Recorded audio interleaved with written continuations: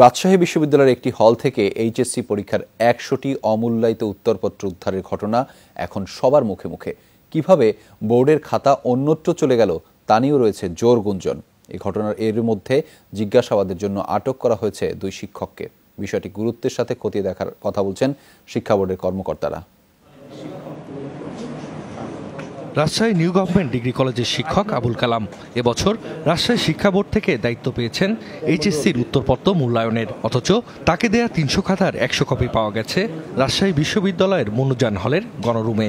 আমরা আর্টস বিল্ডিংয়ের second arts বিল্ডিংয়ের এখানে যখন সেই সময় আমরা জানতে পারলাম যে এটি রাজশাহী বিশ্ববিদ্যালয়ের মনুজান হলের কোন একটি বিশেষ স্থানে এটি আছে আলামতটি, এবং আলামতটি কেমন ব্যাগে আছে এটি সম্পর্কে বলা হলো, কিন্তু কোনো নাম আমাদেরকে বলা হয়নি।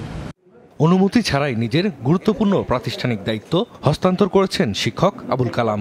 শাহ মখদুম কলেজের প্রভাষক ও MP3 কোচিংয়ের রাজশাহী বিশ্ববিদ্যালয় শাখার পরিচালক মাসুদুল হাসানকে দেয়া হয়েছে খাতা দেখার কাজ। আমি রুমে রেখে আমি অফিসে আসছি আজকে ট্রেনিং করে শেষ করে আবার গিয়ে দেখলাম আমি খোঁজাখুঁজি করি, পরে ক্যাম্পাসেই আমি জানতে পেরেছি। এ ঘটনায় হলের কোনো শিক্ষার্থীকে শনাক্ত করেনি কর্তৃপক্ষ। ভুল স্বীকার করেছেন ওই শিক্ষকও। আমাদের এই যিনি প্রধান পরীক্ষক তার উনি স্কুটিনাইজার আমাদের মাসুদুল হাসান, উনি আমাকে দেখতে গেছিলেন পরশুদিন। তো যে দেখে বললো, স্যার আপনাকে একটু হেল্প করি, কোড নাম্বার গোল্লাগুলো আমি একটু করে দিই। সেই জন্য ১০০ খাতা তাকে আমি দিয়েছি। আমার ভুলই হয়েছে, এটা দেওয়া হয়তো ঠিক হয়নি, তাকে হয়তো বিশ্বাস করে দিয়েছিলাম আমি অসুস্থতার জন্য। তবে নেপথ্যের কারণ জানতে জিজ্ঞাসাবাদের জন্য আটক করা হয়েছে ২ শিক্ষককে।